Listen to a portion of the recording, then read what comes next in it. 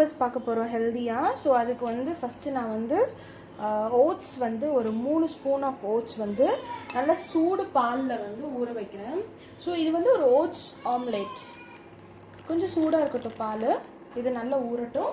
ஒரு 10 மினிட்ஸ் வந்து நம்ம இதை ஊற வைக்கணும். ஓகே, டடாங், ஒரு சைடு வச்சிடலாம். இருக்க டைமில் நான் வந்து ஒரு பவுலில் 2 எக்கு பிரேக் பண்ணுறேன்.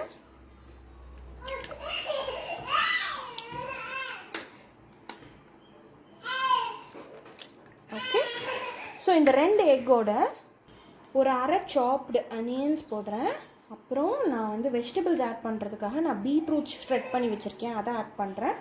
உங்களுக்கு வந்து என்ன வெஜிடபிள்ஸ் வேணால் ஆட் பண்ணிக்கலாம். கேரட் ஆட் பண்ணலாம் துருவி, அப்புறம் வந்து முள்ளங்கி ஆட் பண்ணலாம், அது மாதிரி என்ன வேணால் ஆட் பண்ணலாம். ஏன்னா இது ரொம்ப ஹெல்த்தியான ஒரு டிஷ்ஷு.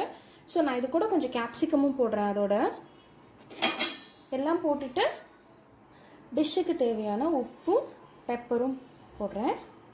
ஸோ இது போட்டுட்டு இந்த மாதிரி நல்ல ஒரு விஸ்க்கு வச்சு நம்ம இதை பீட் பண்ண போகிறோம். பீட் பண்ணிவிட்டு இதுலேயே நம்ம சோக் பண்ணி வச்சுருக்கிற பாலும் ஓட்ஸும் ஆட் பண்ணிடுறோம். ஸோ ஆட் பண்ணிவிட்டு இதையும் ஒரு விஸ்க்கு கொடுக்க போகிறோம்.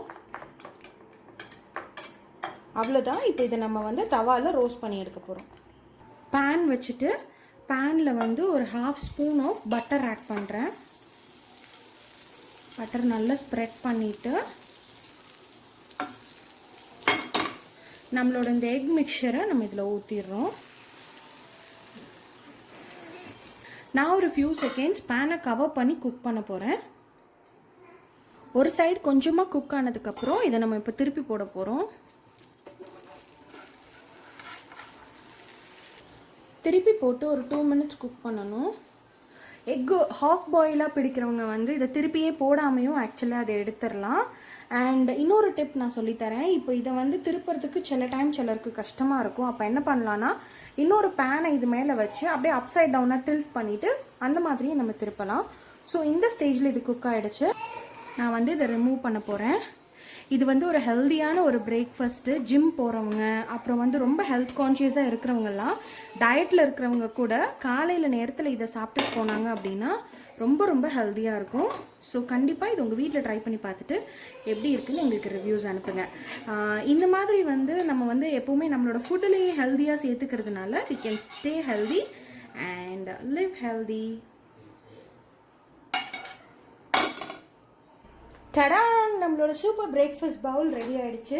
நான் இந்த பவுல் கூட 2 ஸ்டீம்டு நேந்திரம் பழம் வைக்கிறேன். ஸோ இது வந்து ஒரு ஹெல்த்தியான ஒரு பிரேக்ஃபாஸ்ட் பவுல். எல்லாருக்கும் இது ரொம்ப பிடிச்சிருக்குன்னு நாங்கள் நினைக்கிறோம். கண்டிப்பாக இந்த ரெசிபி பிடிச்சிருந்தா உங்கள் வீட்டில் ட்ரை பண்ணி பார்த்துட்டு எப்படி இருக்குன்னு உங்களுக்கு ரிவ்யூஸ் அனுப்புங்க. இன்னொரு இன்ட்ரெஸ்டிங்கான ரெசிபியோட I'll come and meet you. So this is Rashmi signing off from Ray's Kitchen, Covid 23. Bye bye.